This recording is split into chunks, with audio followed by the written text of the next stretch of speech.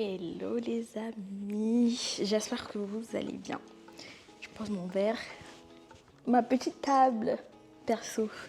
J'espère que vous allez bien. Aujourd'hui on est là pour une nouvelle vidéo. J'espère que vous avez bien digéré le précédent sujet. Aujourd'hui on va parler d'argent.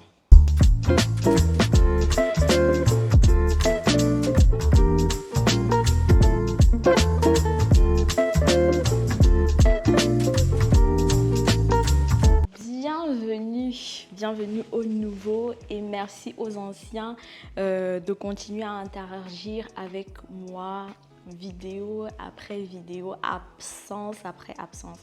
Aujourd'hui, on va parler d'argent, un sujet très rapide. Ça m'est passé là par la tête et je me suis dit, je suis passée par là, vous aimez bien que je vous raconte un peu mon expérience, mes expériences dans certaines situations. Donc je vais partager ça avec vous, mais très rapidement en quelques points. Le sujet, c'est guide de dépenses automne-hiver.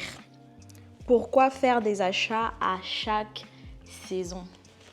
Alors, j'ai divisé ce sujet en 4 points principaux pour nous aider un peu, vous et moi, à comprendre dans quel sens je parle d'argent pour le guide des dépenses de la saison actuelle.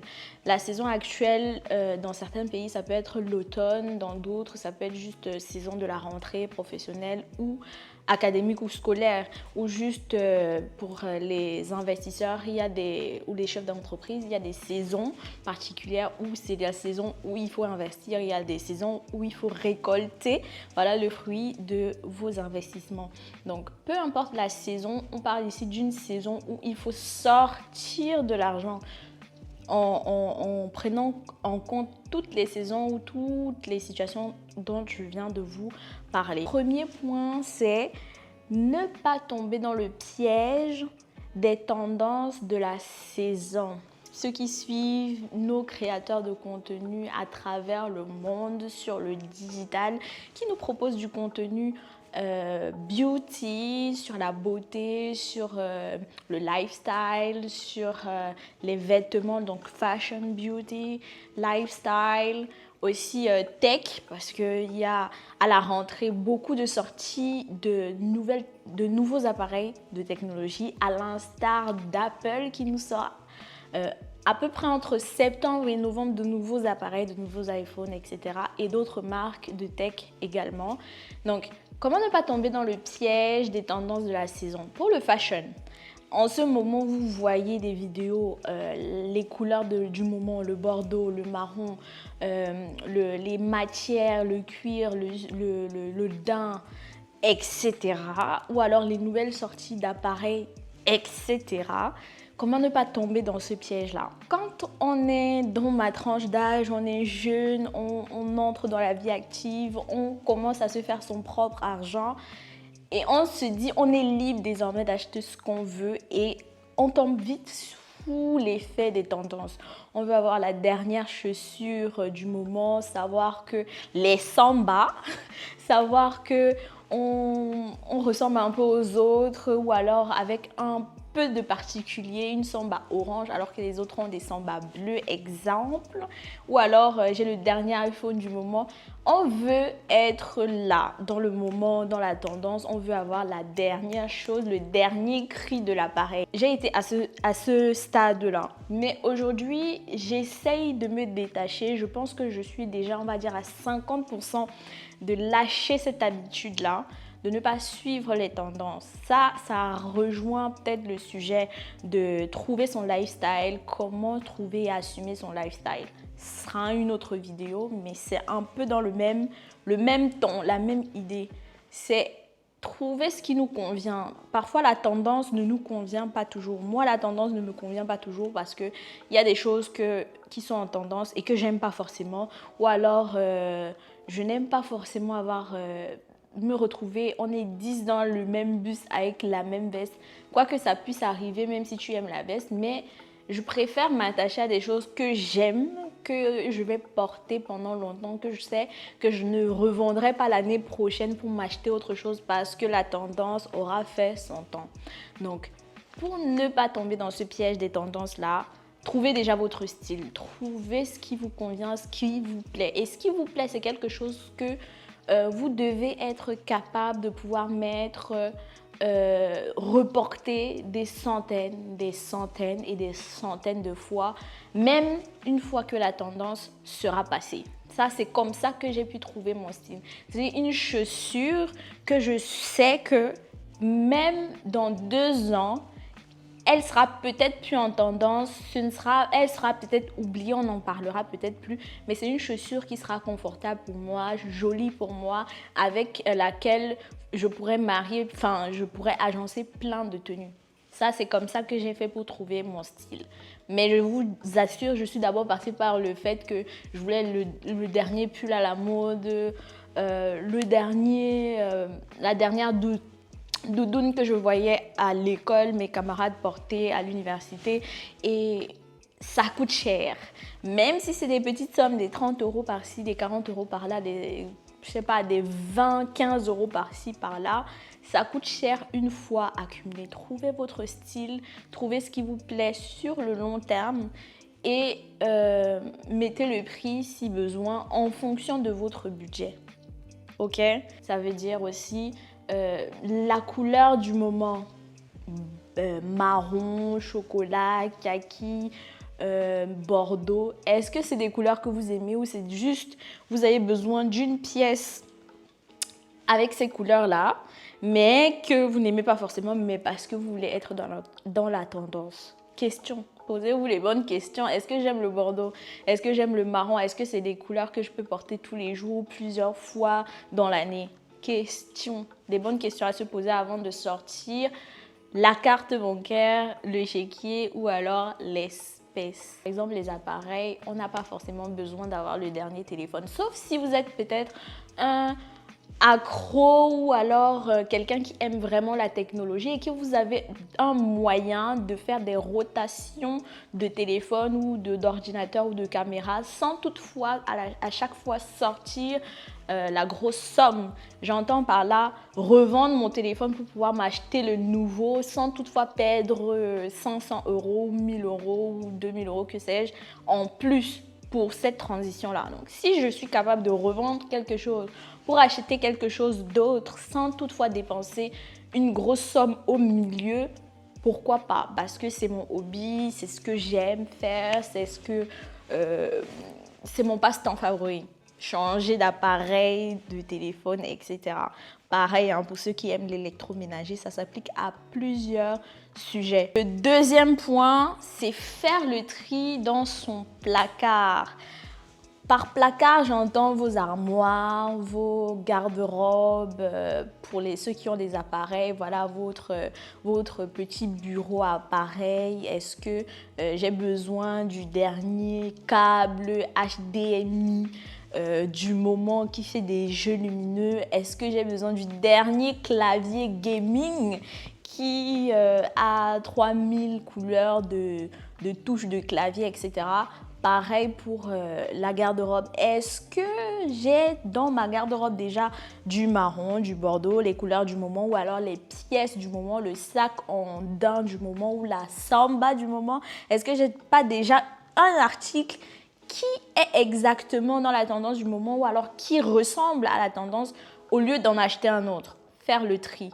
Ou alors, est-ce que j'ai besoin d'acheter d'autres choses, une mini-jupe ou des collants? Est-ce que j'ai vraiment besoin de nouveaux collants? Est-ce que dans ma garde-robe, je n'ai pas déjà ces collants-là ou un collant que je peux réutiliser pour cette saison, pour l'hiver, pour l'automne, qui va rester dans un peu la fraîcheur de la tendance du moment?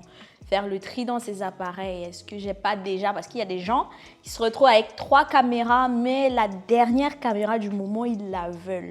Et on l'achète sans même se dire, est-ce que j'ai pas déjà cette caméra-là? Je parle de ceux qui en ont vraiment beaucoup, beaucoup. Donc, faire le tri pour pouvoir savoir ce dont on a besoin. Pour pouvoir acheter ou ne pas acheter. Trouver des substitutions à la tendance du moment ou aux besoins du moment. Troisième point, c'est faire une liste de ses besoins par priorité. Ça rejoint un peu la vidéo sur la procrastination que je vous mets en lien quelque part là ou là. Faire la liste, faire les listes. Alors, dans ce cadre-ci, sur ce thème présent, actuel là, faire des listes, ça m'a toujours sauvée, peu importe la situation. Je suis quelqu'un qui pense beaucoup. J'ai mon cerveau qui tourne à chaque moment. Pas forcément quand je dors, mais peut-être. Mais j'ai beaucoup de pensées qui se bousculent, beaucoup de choses que je vais faire en même temps. C'est pas forcément volontaire, mais c'est comme ça. Il y a d'autres qui fonctionnent autrement. Mais moi, j'ai besoin de faire des listes. Sinon, une minute avant, je pense à un truc, la minute d'après, j'ai oublié parce que j'ai commencé à penser à autre chose. Et du coup, je me suis rendu compte qu'une fois que je mettais tout ça sur écrit, ça peut être sur vos notes dans le téléphone, sur un ordinateur ou sur du papier. Une fois que je mettais tout ça écrit, dès que je pense à un truc, je l'écris. Ça fait en sorte que même si je l'oublie après, je me dis « Ah tiens, je pensais à un truc tout à l'heure. Je vais aller regarder dans mon bloc-notes ou sur mon téléphone dans mes notes. Je vais regarder ma liste. Je me dis « Ah tiens, je devais faire ci, je devais faire ça, je devais faire ci, je devais faire ça. » Et alors, je le fais. Tout simplement. Donc, ça permet de structurer vos idées, vos besoins par priorité. Cette saison, cette fin d'année, cet hiver, cet automne, de quoi j'ai le plus besoin. Exemple, j'avais une doudoune que j'avais achetée vraiment moins cher. Je crois que je l'avais achetée 15 € en promotion. C'était sur Shein. Mais elle m'allait bien, elle me réchauffait, j'avais pas de soucis, elle était longue, elle faisait le travail. Je ne veux pas de débat sur qualité, pas qualité. Elle faisait le travail. En hiver, j'étais au chaud et quand besoin, s'il pleuvait, je n'étais pas mouillée. Et voilà, coupe-vent, tout ce que vous voulez. Je l'avais acheté super moins cher et elle faisait plutôt bien le travail. Donc, je l'ai gardée pendant longtemps, depuis, je crois, 2020 que je l'avais. Sauf que cette année, j'ai eu envie de changer de doudoune, juste envie. Elle continue à faire du bon travail, mais je voulais changer de couleur de doudoune, de longueur de doudoune, de doudoune tout simplement. Donc, qu'est-ce que j'ai fait? Je l'ai revendue à un prix abordable puisqu'elle était toujours en état. Je conserve très bien mes affaires. Je l'ai revendue et j'ai cherché une doudoune qui me plaisait. Et je l'ai achetée et je l'ai gardée. Ok, tout simplement pour l'utiliser cet automne-hiver.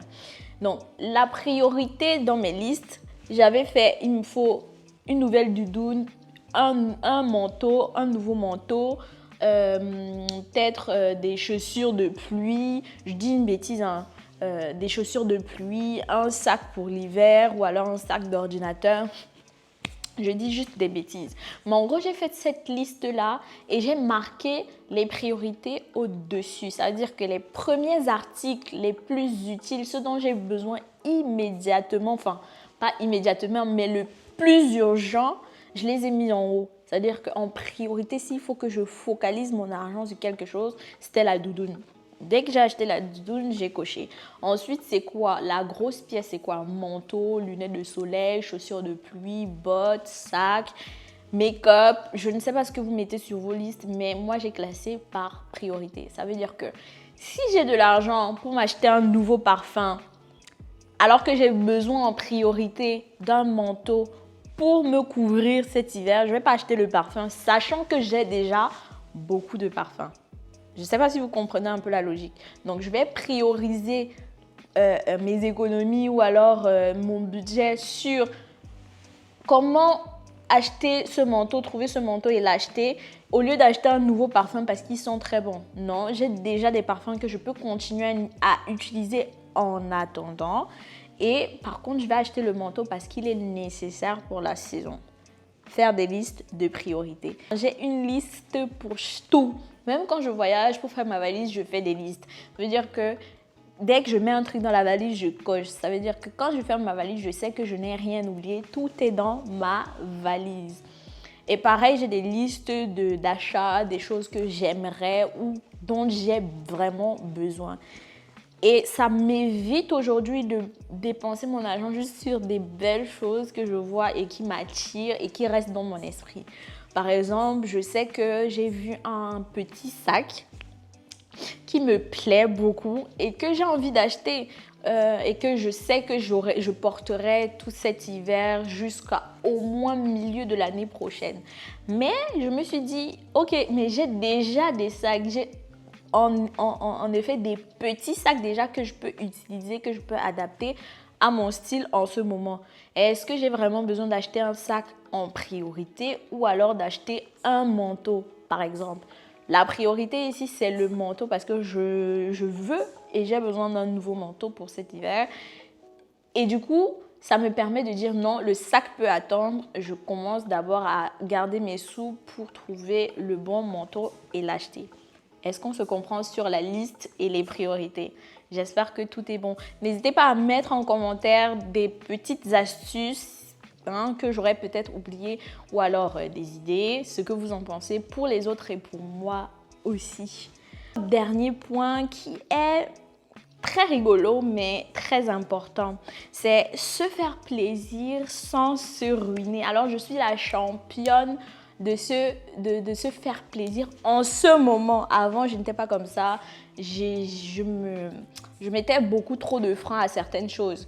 Mais aujourd'hui, j'essaye de me faire plaisir de temps en temps, mais sans se ruiner. Pourquoi? On n'a pas un budget, ou sinon on n'a pas tous un budget illimité. On n'est pas tous Jeff Bezos ou Mark Zuckerberg.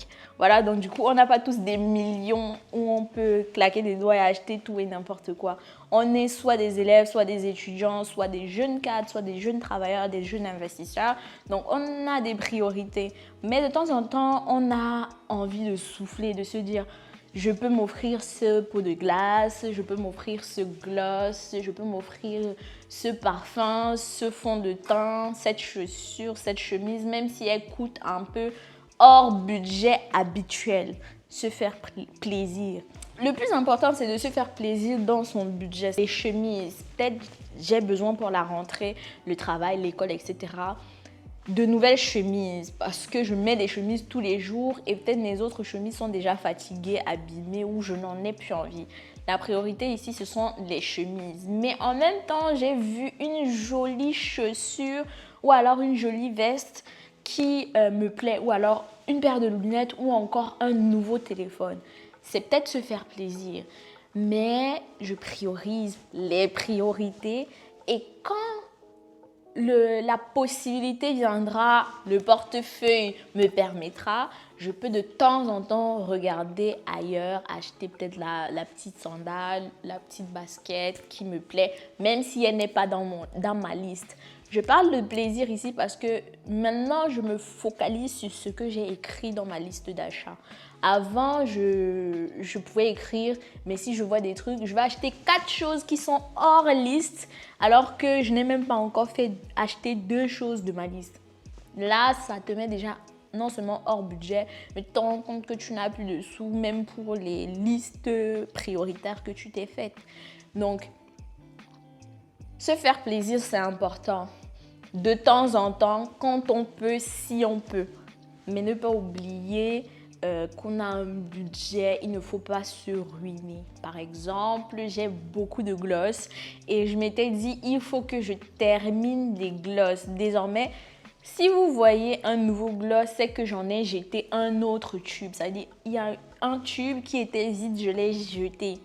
J'ai un nouveau gloss d'ailleurs. J'ai un nouveau gloss. Et c'est parce que dernièrement, j'ai jeté un ancien tube parce qu'il était vide. J'ai terminé ce gloss-là. C'était un peu la ligne conductrice, la rigueur que je me suis mise. C'est un peu la rigueur que je me suis mise parce que j'achetais trop de gloss. Dès que je vois un gloss, c'est beau, je l'achète, je le garde. Et je me retrouve avec 10 gloss. Soit à les partager, soit à les jeter ou sans même les avoir utilisés ou à les donner parce que... ça me plaisait plus. Donc, j'ai décidé de ne plus acheter de gloss, sauf si j'en jette un. Du coup, si j'en trouve un autre, je peux l'acheter si vraiment c'est une couleur que j'ai pas, une texture que j'ai pas ou qu'il est super bien et que je l'aime bien. Ok? Donc, des petits plaisirs, des écarts hors liste, hors budget que je peux me permettre. Bien sûr, je ne vais pas me ruiner si c'est quelque chose qui coûte un peu trop cher et que même c'est un plaisir, mais que je ne peux pas me l'offrir, je ne vais pas me permettre de l'acheter parce que hors de question juste d'avoir les lèvres qui brillent, mais d'avoir les poches trouées, ok?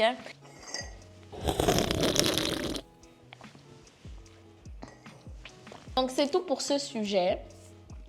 J'espère que vous avez apprécié le sujet. Il était très rapide, très frais, très fin. C'est pour vous permettre de gérer cette saison qui arrive là, enfin qui est déjà là. Aussi faire attention à tout ce qui est promotion. On est en plein dedans, hein, les promotions, les French Day, les Monday Friends, les promos moins 20, moins 50, moins 30, la Black Friday qui arrive et qui est un piège parfois si vous ne vous organisez pas. Les fêtes de fin d'année où oui, on veut faire plaisir aux proches et à soi-même avec des cadeaux, mais ça demande organisation préalable. Ok, donc c'est pour vous aider, vous et moi également à pouvoir gérer cette saison qui parfois nous demande de faire beaucoup de dépenses. Donc après décembre vient janvier et en janvier aussi vous avez besoin de manger. Donc ne vous ruinez pas actuellement, juste pensez à demain et prenez soin de vos sous. En attendant, je vous dis au revoir et à la prochaine vidéo.